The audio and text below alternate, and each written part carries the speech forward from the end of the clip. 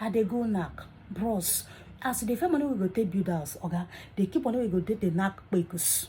Oh yes, very, very important. Even important pass house where you won't build because now who day 9 day house. Your as miracle, Miriam na gada genamo. Now be on grow. It is something that you know even supposed to stay past 3 months, 1 month. If you dey for place where be say quakers no day, now make sure say you the rich person for phone where be say it dey help you they come out and sharply. Don't let any Miriam way gather for your body stay. Now so you go they gather before you know what happen, go begin they grow. You go begin to get person cancer. Bros, say this will be friend where they hospital, so now waiting they done.